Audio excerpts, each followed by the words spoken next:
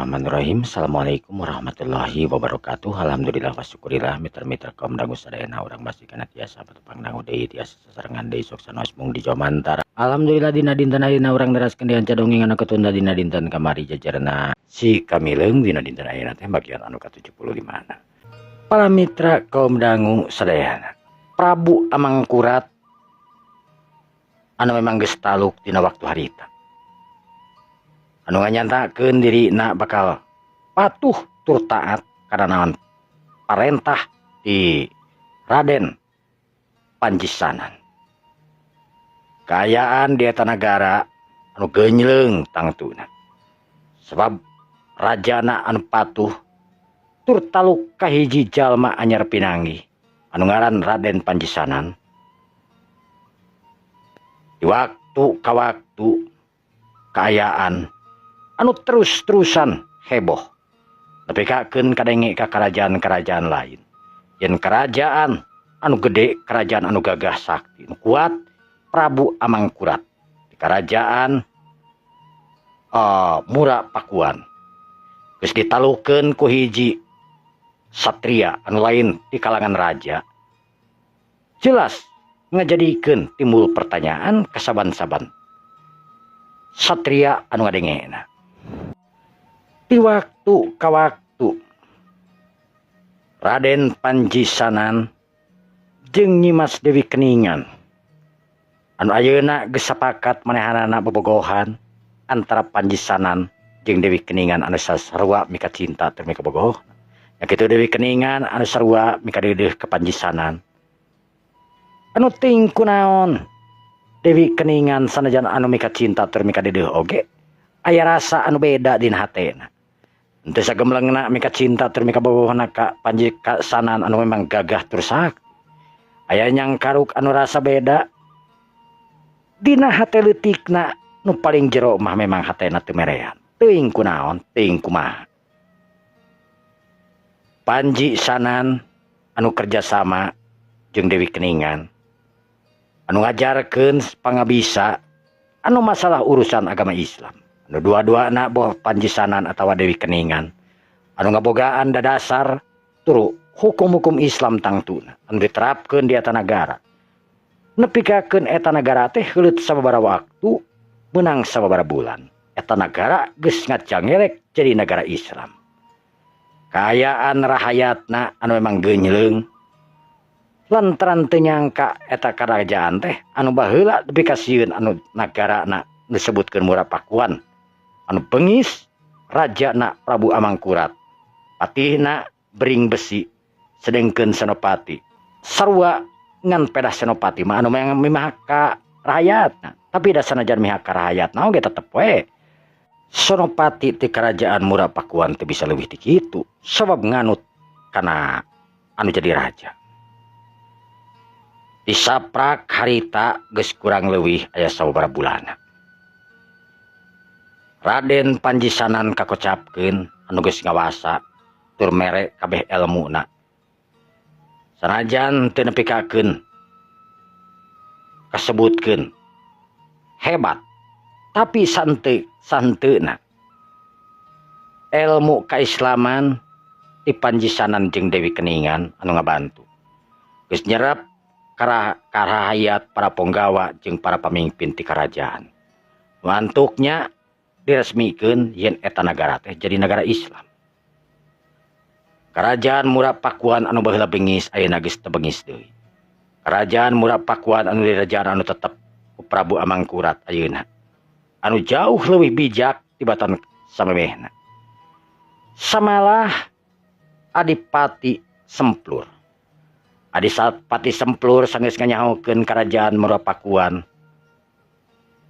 anu geus robah kalakuan jeung robah kapemimpinan. Hormat kapemimpinan anu geus dirobah jadi agama Islam ayeuna. Adipati Semplur oge ayeuna mah geus mimpin di kadipatenanana. Lain ku pamajikanana geus datang deui tina panyumputanana. Ngarasa aman, ngarasa itu, ngarasa ieu. Tapi sanajan kitu ngarasa kaget sabab Adipati Semplur teu nyaho. Jalma saha eta ngaranna anu ngadenge mah panjisanan, tapi memang manehanan can apa kawas kumaha sabener panjisanan sehingga bisa ngelehkeun raja Prabu Amangkurat jeung jadi patihna anu memang gagah sakti nyata Ki Bering Besi. Adipati Semplur anu ngariung harita jeung para ponggawana. Pok Adipati Semplur harita ngomong ke para ponggawana. Kakang penggawa, ulah ngarasa heran sakaligus ngarasa bunga. Sabab teu disangka teu dinyana Prabu Amangkurat jeung jadi patihna nyaeta Ki Patih Bering Besi. Ayeuna taluk di hiji jajaka anu kacida pisan gagahna nyaeta Raden Panjisanan. Sumuhun Gusti, samali eta Raden Panjisanan teh dipasarengan ku hiji istri anu namaina Nyimas Dewi Keningan anu kasami kagagahanana. Oh, kitunya. Sumuhun. Sareng desa teu acana Bering Besi teh sanes ditalukeunana sanes ku Panjisanan usaha. Tapi hiji satria anu namina teh si Kamileung. Si Kamileung. Si Kamileung. Mohon si Kamileung. Si Kamileung. Aduh. Lamun si Kamileung kula apal. Selain ti apal deui tapi kula wawuh. Sabab si Kamileung teh memang hiji satria anu pernah babarengan jeung kula baheula. 20 tahun katukang. Si Kamileung pernah babarengan jeung kula. Nah, salira Gusti kenal. Wow, kula. Tapi salama eta salila eta si Kamileung duka ka mana ngilesna. Anu leungit teu katingali teu kadenge deui di dunia kajawaraan, ayeuna kadenge muncul deui. Jadi bener anu ngelehkeun Ki Patih Bering Besi teh si Kamileung. Sumohon numutkeun carita-carita warga ti Murapakuan memang kitu. Namun anu ngelehkeun sadayana nyaetana kaasup Prabu Amangkurat mah nyaetana Raden Panjisanan. Sareng hiji istri anu namina Dewi Keningan. Wah. Ulah jadi karasa katarik. Ayeuna memang Murapakuan geus ganti format. Tina kerajaan anu sarakah ayeuna geus jadi kerajaan anu bijak, kerajaan Islam. Anu tangtuna ku kula di dagawan ti baheula. Kula mantak teu cocok jeung anjeunna, mantak kula misahkeun diri ti kerajaan Murapakuan teh sabab memang teu sarua, ajaran memang teu sarua. Kalakuan oge memang anu nyimpang. Nu matak kula milih bandel daripada kula kudu neruskeun atanapi kudu ngagogo ka jalma-jalma anu model kitu. Sumuhun Gusti. Tapi ayeuna mah panginten sadayana parantos tenang jeung clear panginten. Ayeuna kula kudu datang jigana mah ka karajaan ye.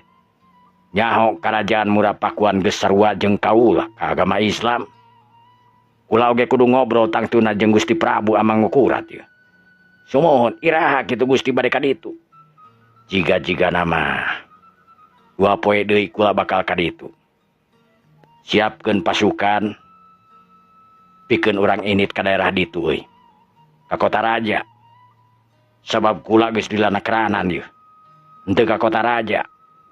Sugan jeung sugan we. Nah, ayeuna Raden Panjisanan masih kene aya. Nah, perkawis Raden Panjisanan saurna terus teu aya duka ka mana ta anjeunna. Terus Nyimas Dewi Keningan oge sami. Nyimas Dewi Keningan geus teu aya cenah. Teu nanaon. Nu antukna babadamian harita dipungkas. Anu tetela geuningan Adipati Semplur teh mangrupakeun adipati anu memang ajaranana ajaran Islam. Kunaon adipati anu misahkeun diri teu ngagugu ka karajaan Murapakuan awalna. Sabab Adipati Semplur teu panuju kana tingkah jeung lakuna oge sifat-sifat Prabu Amangkurat anu samana-mana rahayatna kaasup ka setiap kakadipatenan. Tapi ayeuna sanggeus ngadenge yen Prabu Amangkurat taluk ka hiji pemuda anu ngaranna Pancisanan anu lain di kalangan kerajaan. Adipati Semplur oge bersyukur, lain ku masalah bersyukur teh ku talukna, tapi bersyukur teh lantaran Prabu Amangkurat anu geus asup agama Islam, anu hartina mura pakuan ayeuna anu geus jadi kerajaan Islam geus jelas ngajadikeun kepuasan tersendiri pikeun Adipati Semplur. Waktu anu geus ditangtukeun 2 poe harita kakocapkeun geus nyampe. Adipati Semplur dibaturan kurang leuwih ku 10 meureunnan penggawa di kakadipatenan pikeun ngiringan ka nagara mura pakuan nepungan Raja Prabu Amangkurat. Iring-iringan harita disambut ku para warga. Anu jelas Adipati Semplur, adipati ti kadipatenan jadi atanapi jati hurip. Hiji adipati anu menang bijaksana dina sagala rupana, dina nentukeun sikap jeung sagala rupana. Nu tangtuna rahayatna lamun ningali adipati nepikakeun hormatna karanan ajrih sabab adipati anu sakitu bagirna cek paribasana. Sapaparat jalan mun papanggih jeung rahayatna kabeh oge ngahormat. Adipati Semplur anu leumpang kurang leuwih setengah poe nepi oge ka kota raja. Kota raja mura pakuan anu memang kerajaan mura pakuan teh anu rame tamah rame wae kudu dagang itu jeung ieuna makrum kasebutna pusat kota. Raja nyaetana Prabu Amangkurat anu babadamian jeung Kipatih Bringwesi oge Senopati katut anu lainna nentukeun jalan kahirupan kerajaan kalamana, nuturkeun naon kahayangna Pancisanan anu mere celah anu mere masukan nya kitu Dewi Keningan kudu kumaha saterusna dina ngelola kerajaan. Maksudna ngelola kerajaan anu ayeuna geus ganti format nyatana ku kerajaan Islam. Pok Prabu Amangkurat harita ngomong ka Kipatih oge ka Senopati, Kakang Patih Bringwesi sumuhun oge Kakang Senopati sumuhun kula ayeuna rek nanyakeun ka anjeun duaan. Sabab hade goreng oge ayeuna nagara urang anu geus robah dina sagala rupana, anu geus tangtu bakal robah we dina itu jeung ieuna hukum sagalana oge anu geus pasti robah. Nagara usla urang anu ayeuna geus lain deui nagara anu kacau. Nagara anu geus ditangtukeun nyaetana nagara Islam. Anu tangtuna sifat-sifat sagala oge kudu Islam, Islami. Sakumaha anu diparentahkeun ku Raden Pancisanan guru urang. Dina hiji waktu urang kudu ngadatangan ka hiji nagara anu sarua agama Islamna. Naeta nagara Jambarwati. Tapi kula cantang tu iraha ngadatangan. Nguatkeun kerajaan urang supaya aya batur pakukumaha sakanya hokura aya sababaraha hiji kerajaan Islam anu aya di Tatar Sunda oge di Tatar Jawa euy. Di tanah Jawa khususna aya sababaraha hiji kerajaan Islam. Kaasup nagara anu anyar ditalukeun ku Raden Pancisanan teh nyaeta nagara Jambarwati. Saterasna kumaha tuh? Jadi kieu Kakang Patih Bringwesi. Urang ayeuna daek teu daek kaula oge entong cicing wae di hiji tempat. Entong cicing wae di nagara. Kula tangtu hayang ngalantung, kula tangtu hayang ningali rahayat kula. Sae. Kula hayang datang ka pelosok-pelosok nagara, ka ujung negeri, ka sisi negeri. Ningali ka kadipatenan kunjungan gawe kasebutna. Hayang ningali kapanan urang teh dikurilingan ku kadipatenan bawahan ti karajaan urang. Kumaha kahirupan di kadipaten? Aya kadipaten jati hurip anu jelas. Kadipaten anu rajana atanapi nu adipatina memang kasebutkeun heuras tulang beuheung tapi teu jadi masalah. Lantaran memang karena kula anu memang jahat dina waktu hari. Aya adipati Jabang Jaya di kerajaan Pucuk Tumelas atanapi ti kakadipatenan Pucuk Tumelas anu memang gagah. Kula oge hayang nyampeurkeun, hayang ningali nu tadi teh disebutkeun kunjungan gawe mariksa kawas kumaha sabenerna disabudureun kerajaan Murapakuan. Kumaha ceuk pendapatna Kakang Senopati? Ampun Gusti, numutkeun jisim abdi memang kalintang saena. Pami urang hiji pamimpin turun ka handap. Ningali kumaha kaayaan rahayat urang, boh di pasisianana, boh di tengah kotana. Ningali deui ka kampung-kampung, ka kadipaten. Anu jelas di daerah urang teh, di kerajaan urang teh aya sababaraha hiji kadipaten. Anu tangtosna ngabutuhkeun hiji raja, hiji pamimpin anu memang eta pamimpin teh tiasa berlaku adil kanggo sadayana. Sumuhun, memang kitu pisan. Saya pisan Gusti. Nah, syukur bagja kumanjangan lamun memang eta alus. Kula hayang memang nerapkeun program eta. Teuing sabulan sakali, teuing sabaraha memang sakali. Ngan anu jelas program eta kudu diterapkeun euy. Urang salaku pamimpin pupucuk ti nagara. Hayang we wawuh meureun jeung rakyat kula. Hayang apal rakyat kula teh di pasisian kawas kumaha. Nah, kahirupanana merata jeung di kota. Tawa henteuna kitu hungkul.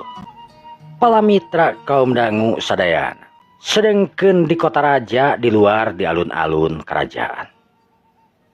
Para rakyat harita ngebeng-breng sabab geus kadatangan adipati anu kasebutkeun gagah. Jabanan ting gagah eta adipati teh terkenal ku bijaksanana. Tangtu ku kabijaksanaan mah sararea oge bisa apal kajeun teuing rahayat. Lain rahayat manehanana kasebutkeun Adipati Semplur tika kadipatenan Jatihurip. Jelas terkenal kamana-mana ku kabageuranana kasaktian jeung bijaksanana ka rahayatna. Nepikakeun kota raja rame nu dagang harita nepi ka ngebeng-breng, rahayat harita nepi ka naringalikeun nyamut kadatanganana Adipati Semplur. Adipati Semplur oge ngarasa bagja di samping kagetna sabab teu nyangka rahayat ti nagara Murapakuan teh ararapal ka dirina, nyamut itu jeung ieuna, ngageroan itu jeung ieuna. Eta kadatangan adipati teh langsung dilaporkeun ka Kangjeng Raja anu keur nuju cacarios harita di jero karaton. Kadepruk harita Ponggawa ngedepruk kan teu teh nyemah da ulah. Ampun Gusti. Aya naon Ponggawa? Aya naon Ponggawa? Rupina di luar urang kasumpingan Gusti Adipati Semplur. Adipati Semplur. Di mana ayeuna? Aya di luar nuju di arak-arakku rahayat urang dieu. piwarang kalebet. Sumangga Gusti. Sanggeus puguh kitu mah harita tilu panggawa. Harita nyingraikeun jalma nu iring-iringan ngaganggu. Minggir. Sararea harita nu ditah minggir. Ngagugu eueuh nu wani baha katilu panggawa anu samakta ku pakarangna. Sanggeus deukeut ka Adipati Semplur harita eta jalma ngahormat nekaranan panggawa teh henteu sistem nyemah ayeuna mah sabab teu dimenangkeun ku panjisanan. Adipati Semplur ngarasa kaget sabab ayeuna mah eueuh sistem nyemah para panggawa teh ka dirina. Hapunten Gusti, kaula nyangakeun semah pangabaktos. Sumangga teras kalebet karaton Gusti nu kalaresan Gusti Prabu Amangkurat nuju ngantosan. Bagja kumanjangan ditarima semah waktos anjeun. Hayu sanggeus puguh kitu mah Adipati Semplur harita asup jeung rahayatna atanapi jeung pasukanana asup ka jero karaton. Sanggeus aya di jero karaton kabeh disambut kalayan meriah nekaranan. Tara-tara biasana disambut ku kabengisan tur omongan-omongan antak matak nyeri hate.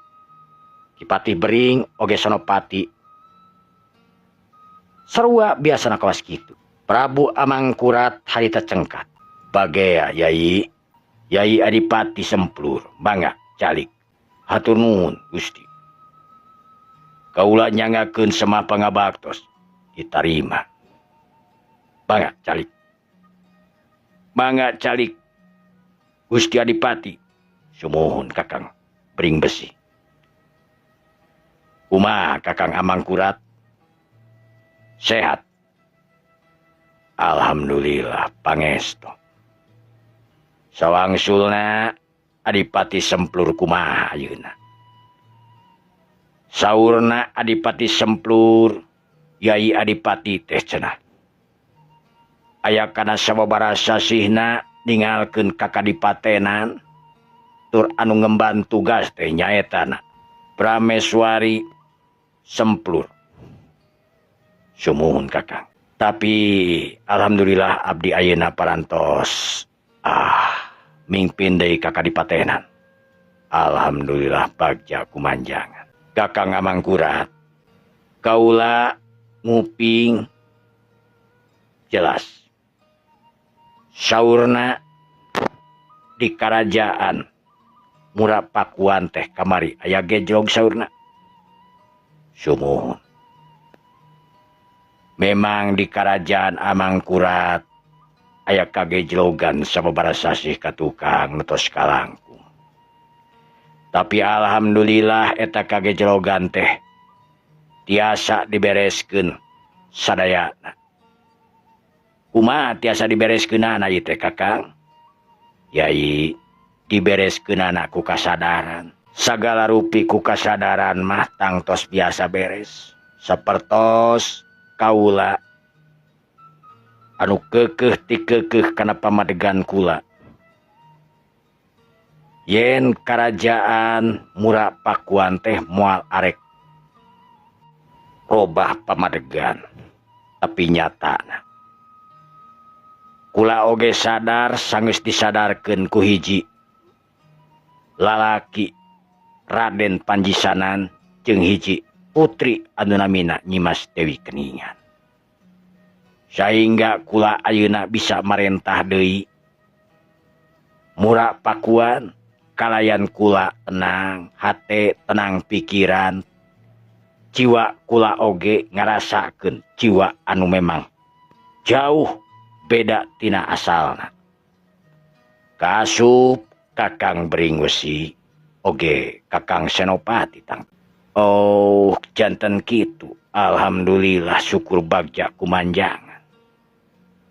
Kaula ngarasa ngiring bingah Kakang. Sabab kalintang lebarna ieu Murapakuan nepikakeun lagrag ka jalma anu teu tanggung jawab. Untung lagragna ka Panjisanan hiji satria anu memang gagah anu tanggal walar dina sagala rupana. Tah eta kaula oge ngarasa bersyukur kadatanganana eta dua jalma ngajadikeun kula sadar yen naon anu geus dilakukeun ku kula samemehna teh memang salah. Ayeuna kula anu keur saeutik-saeutik diajar kana tauhid Islam, diajar hayang nepi ka kanyahona, bari saeutik-saeutik ngalakonan ibadah anu ku kula bisa ayeuna. Sae Kakang. Kaula Adipati Semplur tangtos ngadukung 100% Kang. Hatur nuhun Yai. Kumaha ayeuna kayaan di nagara atanapi di Kadipaten Jatihurip. Ya. Kayaan di Kadipatenan alhamdulillah sapertos biasana we. Samali ayeuna satos nguping Kerajaan Murapakuan alih fungsi kajanten kerajaan Islam teh tangtos. Sadayana rahayat ngaraos bersyukur, sadayana rahayat di Kadipaten Jatihurip teh ngadoa mudah-mudahan Murapakuan tetap jaya. Amin. Paguneman antara Prabu Amangkurat jeung Adipati Semplur harita kur sababaraha jam cek paribasana. Dua nana ngarasa bunga, dua nana ngarasa bersyukur. Sebab dua nana anu memang ayeuna geus sarua agamana nyatana Adipati Semplur anu tangtuna. Utarakeun kunaon manehna ngabangkang, kunaon manehna bandel. Jelas Adi Semplur anu teu satuju dina sagala rupana pamargaan Amangkurat asalna. Ayeuna kacida pisan bungahna keur Adipati Semplur anu bener-bener ayeuna yen dirina siap ngebantu Prabu Amangkurat kerajaan Murapakuan mangrupakeun kerajaan pusat atasan di Kadipaten Jatihurip. Kacaturkeun di tempat anu lain. Raden Panjisanan anu leumpang harita meulah peuting anu memang jumplang-jempling anu dibaturan ku hiji putri anu geulis rancunit nyata Dewi Keningan. Panjisanan anu laleumpang dina kaayaan peuting jeung Dewi Keningan harita reg eureun di salah sahiji tempat anu mana eta tempat teh anu jauh ka ditu jauh ka dieu tapi lain oge di leuweung. Hiji pasir anu gunul anu kur aya cukut we di dinya teh tatangkalan anu gede aya lain tangkal harenong. Panjisanan harita pok nyarios ka Nyimas Dewi Keningan. Nyimas, sumohon Kakang. geus di mana geuning urang teh ieu? Geus jauh nepi ka Alak Paul can mangihan keneh imah, can mangihan keneh lemur. Asana sapoe ieu urang leumpang teu eureun di ieu tempat we bari jeung gundul betekul. Sumohon Akang. Ieu tempat masih tebih ka ditu ka dieu rupina mah. Bener.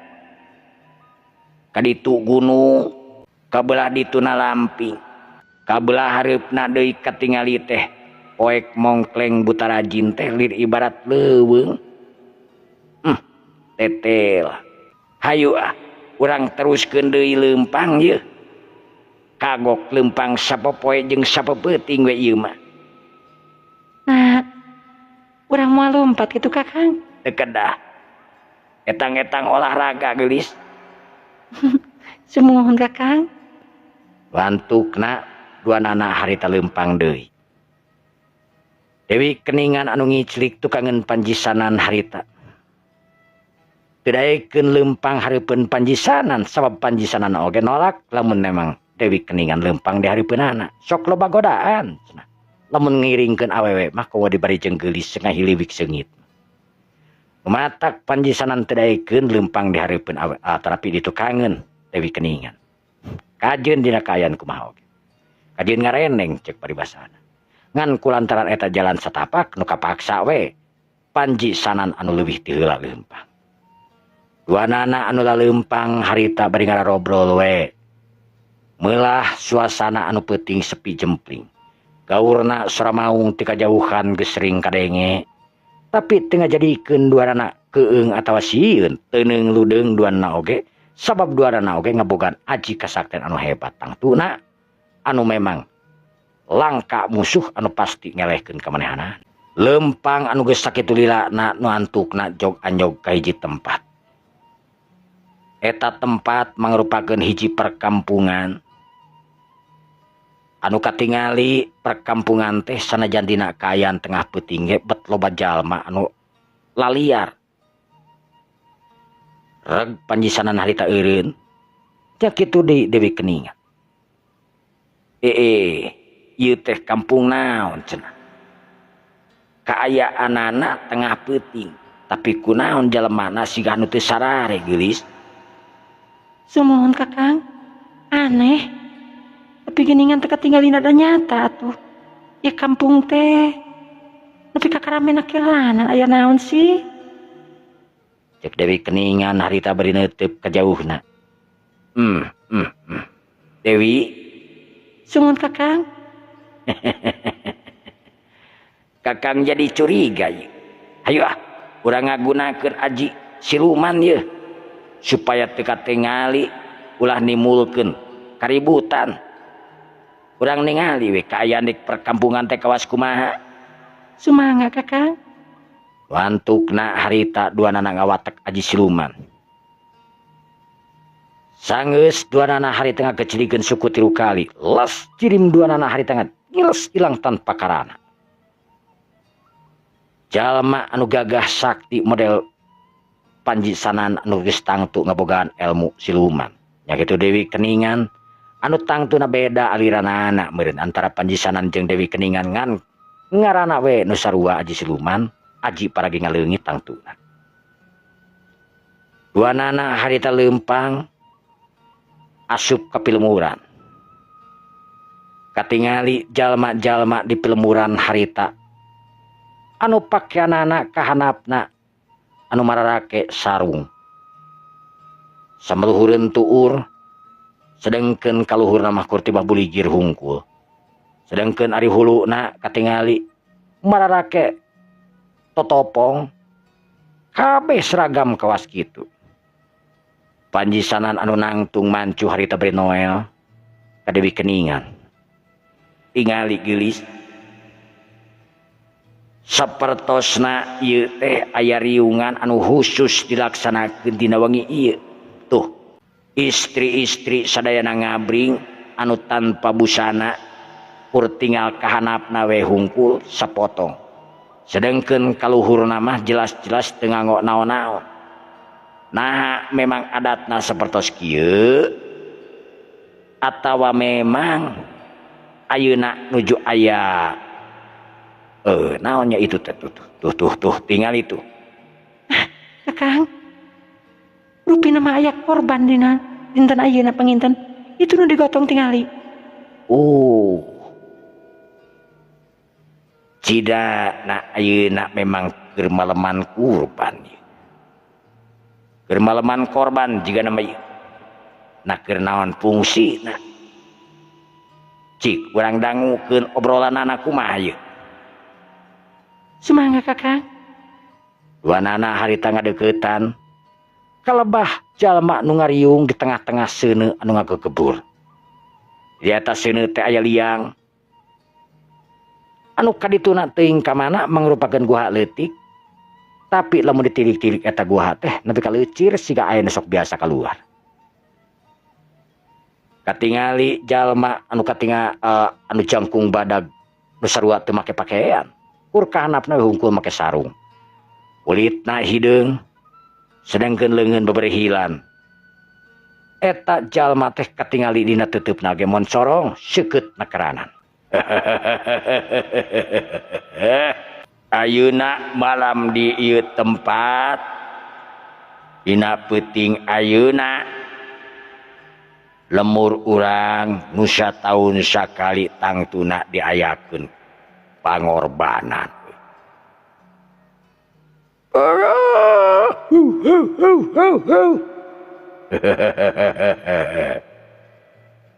Pangorbanan ieu teh tangtu bakal mawa kana kasajahteraan kampung urang. Wow. Ieu tina peuting ayeuna urang geus manih calon korban urang hiji wanoja anu masih keneh suci kalayan dina peuting ayeuna bakal dipencit kuriling seba ka Gusti Prabu durang during.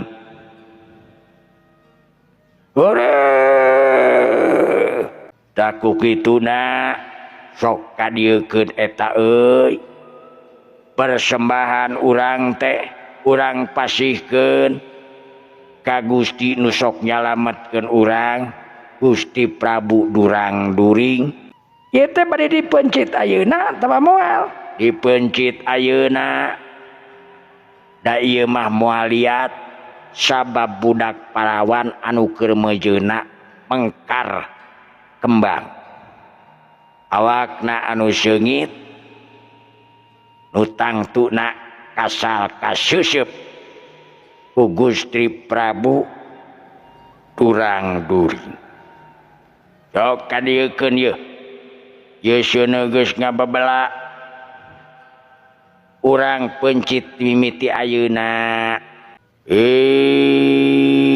Sang Hyang nu aya dina ieu guha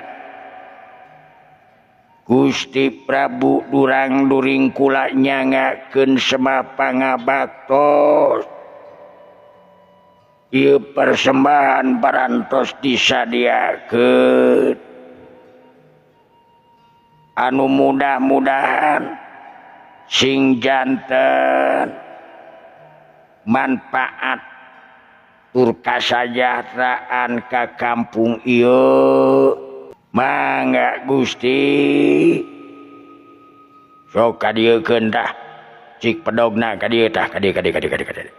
Eta jalma harita beri acong-acongan nyembah bari naon wae nu disebutna nyaetana tujuanana nyaetana kakaruhun duka karuhun duka ka bangsa jin duka ka bangsa siluman selemin nganu ngaranna durang during.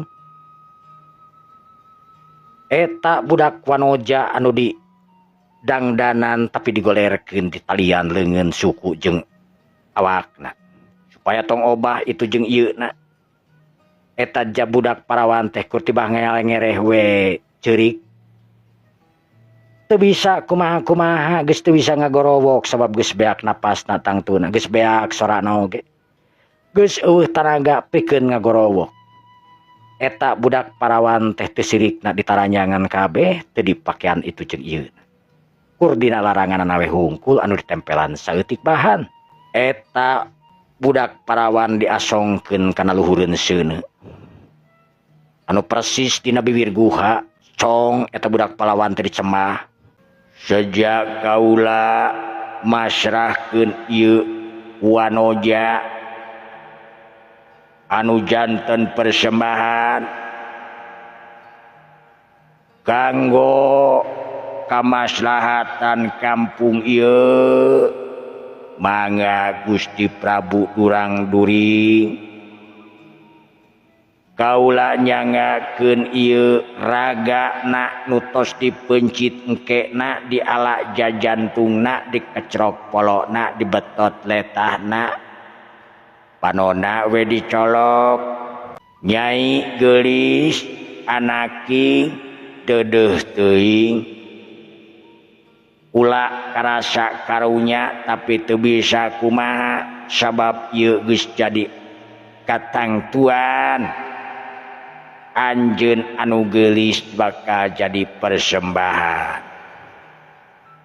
bakal dihadiahkeun ragana nyawakna dibikeun ka Gusti Prabu Durang During. Eta budak parawan teh meuremkeun panon anu geus teu bisa ngajawab itu jeung ieuna. Sedengkeun Raden Panjisanan harita gogodeg, Dewi Keningan anu katingali gentel beungeutna beureum lir beusi atap beuleum dina waktu harita. Pok Dewi Keningan harita ngomong ka Raden Panjisanan. Kakang, kurang ajar. Bila kuting jelema rek dianggap hurang, rek disate, rek dipencit, rek dialak jajantungna. Kurang ajar. Kurang kudu dibere pangwarah jika namanya. Tenang gelis. Akang bakal mere pangwarah jika jalman kurang ajar model kieu. Panjisanan anu memang teu katingali ku sasaha. Harita ngadeuketan eta wanoja anu memang teu make baju, teu make nanaon. Tapi dalah dikumaha Panjisanan lain hayang ningali, hayang nongton kana kaayaan eta wanoja anu geus teu make nanaon, anu digolerkeun dina papan. Anu leungeunna ditalian, sukuna dijegangkeun talian sarua.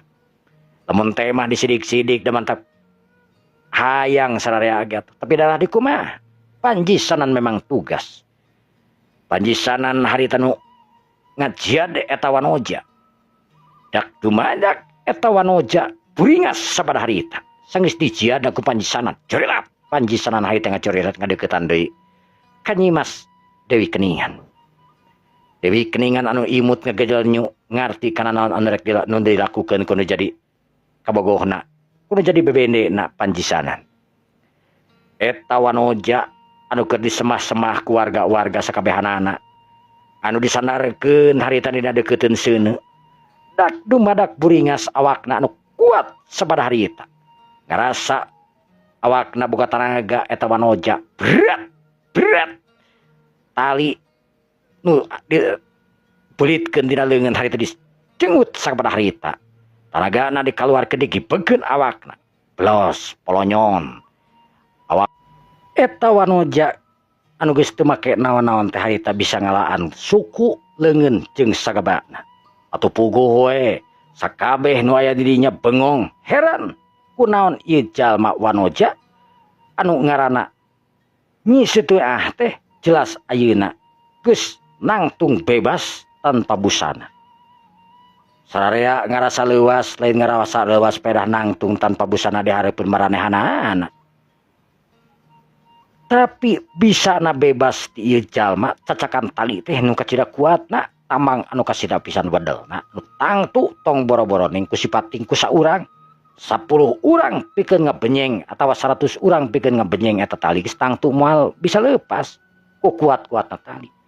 Tapi ieu wanoja bisa bebas tina tali-tali anu memang gede. Suku nu ditalian duanana, leungeun nu ditalian duanana ayeuna geus nangtung bebas tanpa busana di hareupeun maranehanana. Kabeh mundur ka tukang kaasup nyaetana Abah Rakuna anu sok biasa mancen tugas. Didinya kabeh harita ngagebeg reuwas. Nyi Sutiah anu nulak cangkeng nu tanpa busana harita. Harita pok ngomong bari nunjuk ka Abah Rakuna bari seuri nyikikik mantak pikasieun.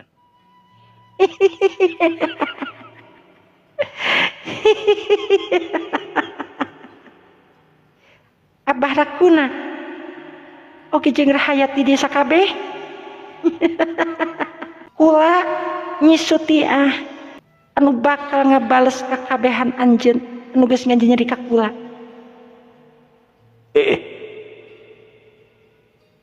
Nyi Sutiah anjeun geus disahkeun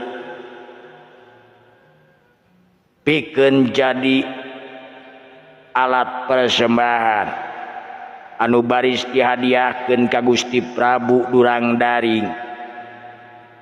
Aya naon jeung anjeun geulis? Nah, geuningan jadi kuat kieu ieu teh. Apanan ditalian ku tali nu sakitu rongkahna jeung kuat. Heh, aki-aki. akira kuna kula Nyi Suti so diabrig-abrigan dijadikan tumbal ku anjeun kabeh rahayat ieu anu geus sapakat ngajadikeun kula tumbal bakal paeh dina waktu ayeuna ku kula. Tenang.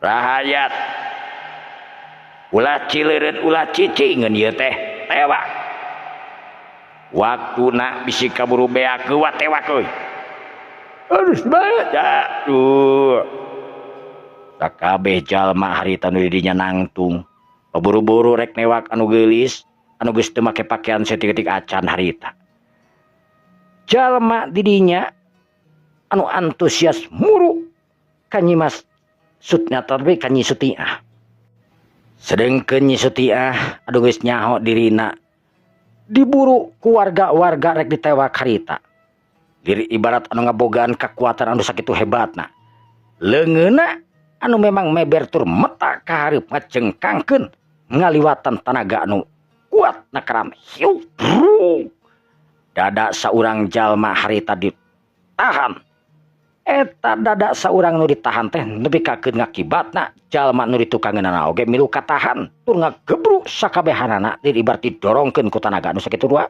hebatna juralit Nyi Suti harita cucuralitan di awang-awang awakna hampang nekeranan kokolebatan beri jeung teu make pakaian saeutik-eutik acan.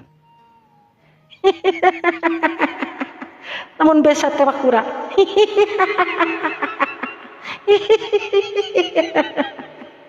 Nyi Suti harita serina anu mata kukurayun sararea.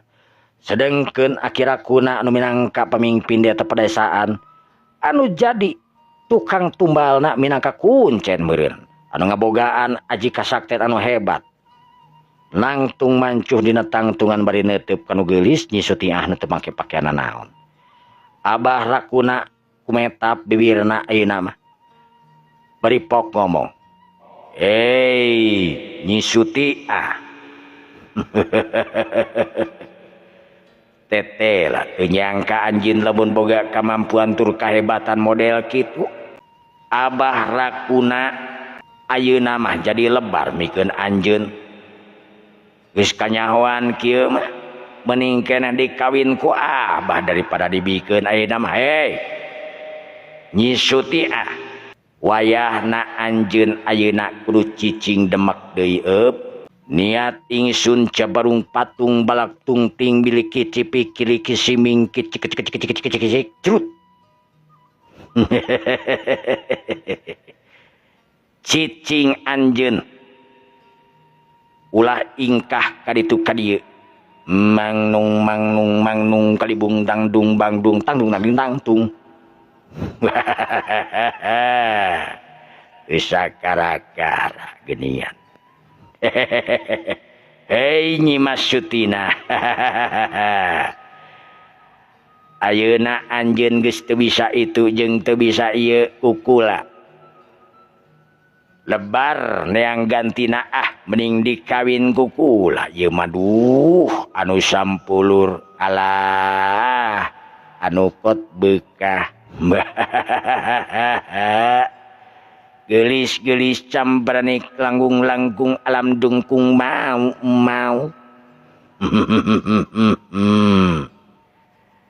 Nyi Mas Suti harita neuteub seukeut anu dianggapna ku abah rakuna mah anu geus beunang ku ajanana lentran Nyi Mas Suki anu memang teu ojah teu ngalengkah kur cicing ngeberga harita nangtung tanpa busana.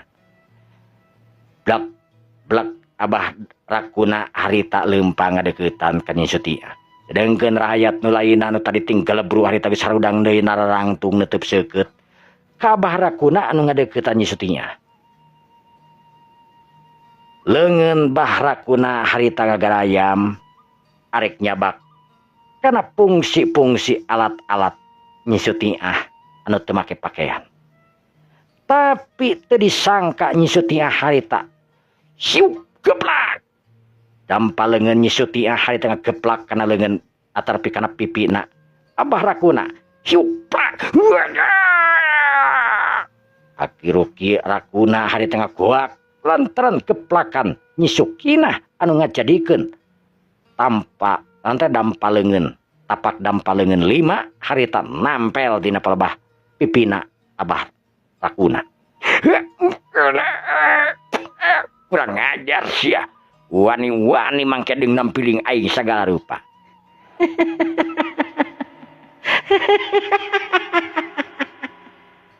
Heh, aki-aki haram jadah, kurang ngajar sia. Pakai jeung rekurung parampa segala rupa. Yeuh, rampa yeuh, rempeyek.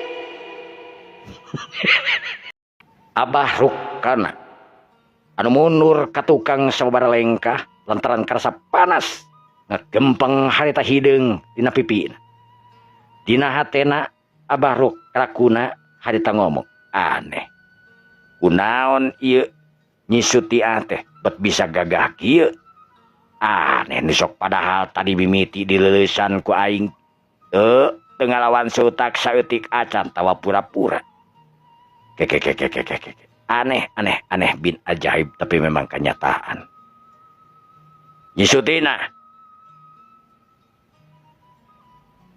Ula jujur ngerasa aneh ku anjeun anu ujug-ujug gagah tur sakti. Saha sabenerna nu ngancik dina awak anjeun?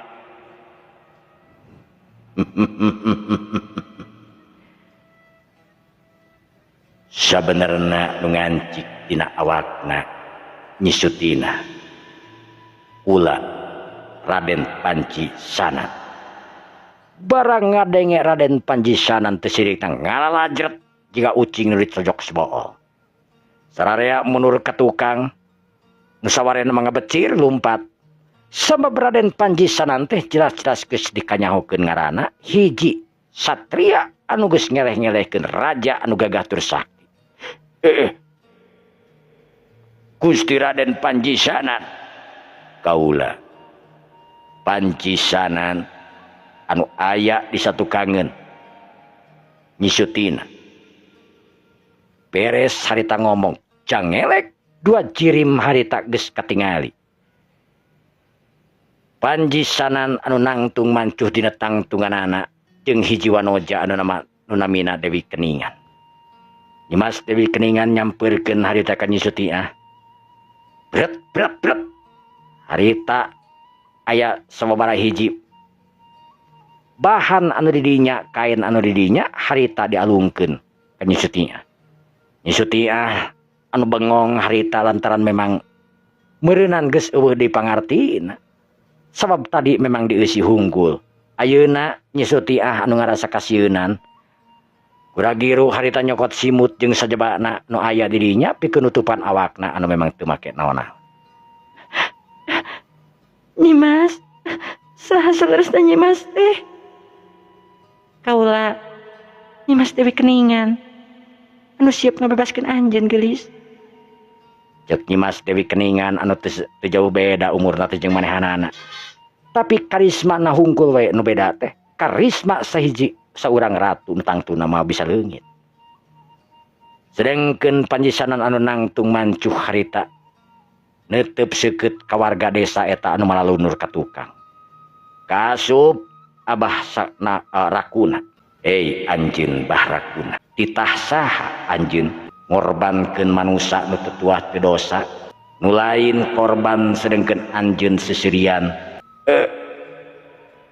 Ampun Raden, kaula ngorbankeun ieu wanoja teh tos jelas kanggo kasalametan kampung, kamaslahatan desa. Saha nu geus marentahkeun anjeun?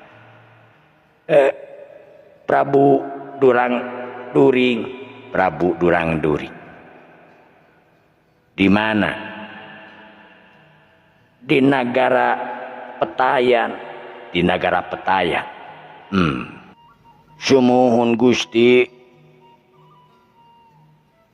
Geus sabaraha kali anjeun ngalakukeun kawas kieu?